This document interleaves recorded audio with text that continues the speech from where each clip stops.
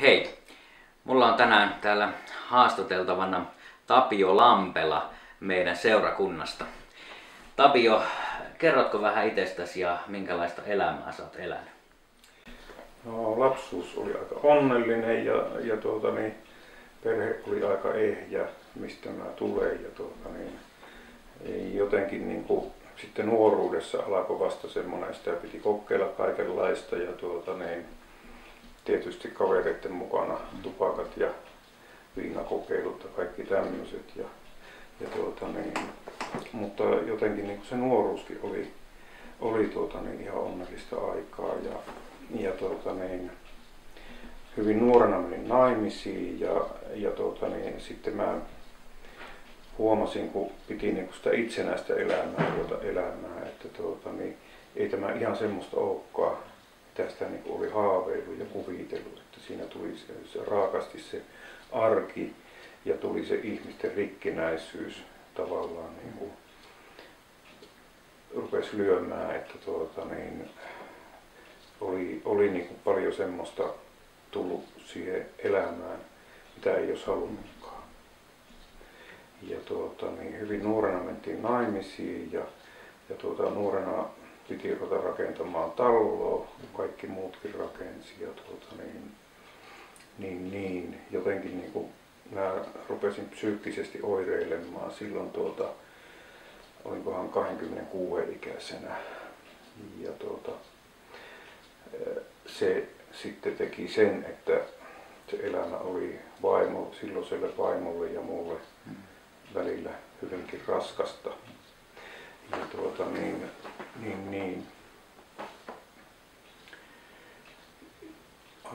ajoittain minun piti olla mielisairaalassakin hoidossa, että mä jouduin silloin psykoosiin ja siitä toipuminen vei omaa aikansa ja sitten tuli semmoisia vauhtikausia ja masennuskausia ja se meidän avioliitto kariutui sitten 3 vuotta siitä, kun me oltiin se talo rakennettu ja että suuri syy varmaan oli se minun oireilu ja semmoinen ja sitten avioeron jälkeen tuli alkoholikuvioihin hyvin voimakkaasti mukaan. Mä surin sitä perheen menetystä, että meillä oli 2 poikaa silloin. Vanhempi oli 10-vuotias silloin ja nuorempi 7, kun meillä tuli avioero. Ja mulle jäi se tyhjä talo sitten. Ja se piti se ikävä hukuttaa alkoholiin sitten. No sitten tuli semmoinen tilanne, että mun on pakko myydä se talo, että en mä pysty sitä pitämään. Ja sitten sain sen kaupaksi ja siitä jäi tukku rahaa ja sitten alkoholi ja lääkkeiden väärinkäyttö sai entistä suuremman osan elämästä ja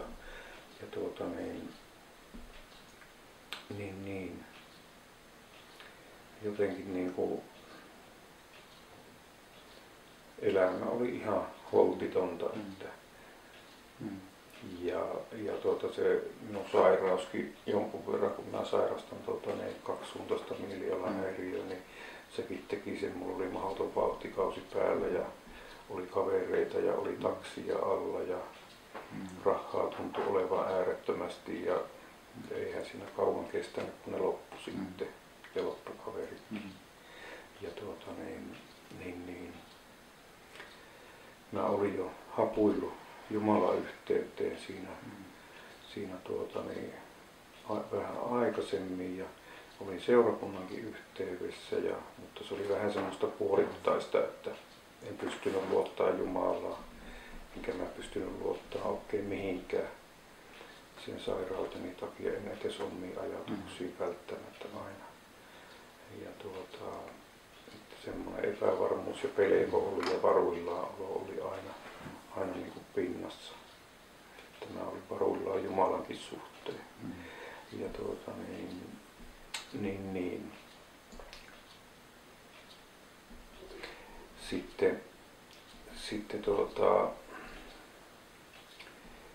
mä kun loppu rahat ja kaverit, niin mä sitten vuokrakaksiossa yksinään yhtenä yönä jouduin semmoiseen eteen, että en mä voi enää jatkaa tätä elämää, mutta mä en voi oikeastaan sitä lopettaakaan, että kummassakin on tavallaan niin kuin, ei ole muuta kuin huonoja vaihtoehtoja eessä. Että mä olin sotkenut niin pahasti elämäni, että mä en näe mitään ulospääsyä siitä. Ja sitten mä yhtenä yönä polvistuin sängyn viereen ja huusin Jumalan puolelle, että jos vielä kuulet, niin selvitä sinä tämä sotku, että mä en pysty. Sitten pääsin tänne Laukaaseen, tuonne Seukkolan hoitopottiin, alkoholistihoitopottiin hoitoon. Ja siellähän mä sitten, siitä tuli mulle koti. Mä olin vuoden ja 9 kuukautta siellä ja loppuaikana sitten jo kun toivuin, niin tein niitä talohommia ja päivystelin viikonloppuja ja elämä rupesi niin kuin taas selviämään. Ja sitten Seukkolan asuntolassa asuessa löydettiin oikeastaan niin kuin rukousvastauksena. Mä löysin tuon puolison ja sitten elämä rupesi niin kuin kuitenkin loppujen lopuksi taas näyttämään niin kuin myös sitä hyvää puolta. Ja mutta se mun jumalasuhde oli kuitenkin jotenkin niin kuin vajaa vieläkin, että mä en niin kuin kyennyt Raamattua lukemaan, kun mä en sieltä oikeastaan löytänyt kieltoja, käskyjä ja vaatimuksia. Ja se jotenkin niin kuin tiesi, että jotakin multa puuttuu, vaikka mä olin seurakunnan yhteydessä, mutta niin kuitenkin niin kuin, ei se niin kuin ollut se hengellinen elämä ja se turvallisuus multa puuttuu niin kuin sisimmästä. Mutta sitten mä vähän niin kuin sattumalta Jumalan sanasta rupesin löytämään myöskin semmoisia lupauksia. Eli Raamatun lukeminen ja niiden lupausten vastaanottaminen niin kuin aukaisi mulle ihan uuden sektorin ja oikeastaan sitä kautta, että ei niinkään se, että käy seurakunnan yhteydessä, kun multa se luottamus puuttui Jumalaan. Mutta sitten mä niin kuin rupesin uskomaan, että se Jumalan sana ja Jumalan sanan lupaukset on niin kuin totta. Ja että ne lupaukset kuuluu mullekin. Että vaikka mä olin elänyt niin kuin olin elänyt ja vaikka oli semmoinen kuin oli, niin että siltikin Jumala on antanut sen poikansa kuolla minunkin syntieni vuoksi. Että minunkin synnit on sovitettu kaikki siellä Golgatan ristillä. Ja kun nämä Jumalan lupaukset ja tämä totuus rupesi mulle valkenemaan, niin sitten jotenkin niin kuin tuli semmoinen turvallisuus ja rauha. Että sitten sitä kautta,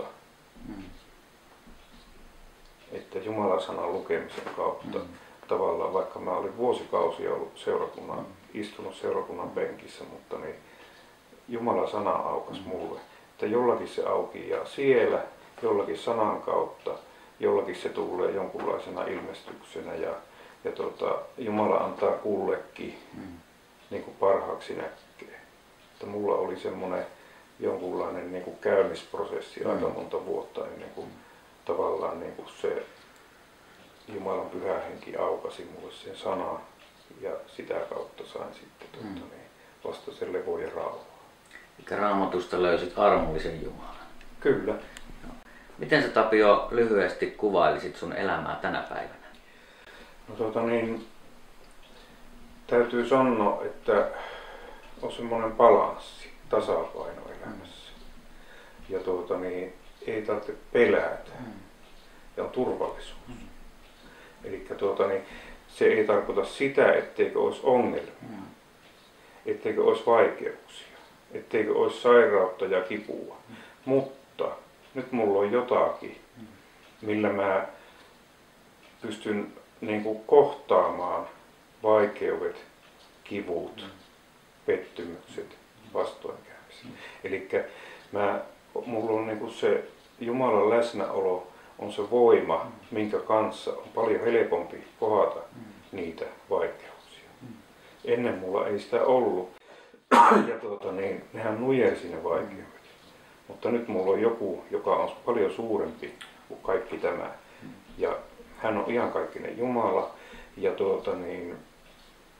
että sitä kautta jotenkin on löytynyt semmoinen, miten mä sanoisin, voima selviytyä. Sait Jeesukselta uuden elämän. Kyllä. Jumala on armollinen ja Jumala on hyvä, niin kuin ollaan Tapion todistuksestakin kuultu. Olit sä elänyt jo minkälaista elämää tahansa tai olit sä tehnyt mitä tahansa, niin haluan sanoa sulle, että Jeesus rakastaa sua ja hän tahtoo antaa kaikki sun synnit anteeksi. Hän on hyvä ja hän on armollinen ja hän haluaa antaa sullekin uuden elämän ja uuden alun, ilon ja rauhan ja vapauden elämään. Aamen.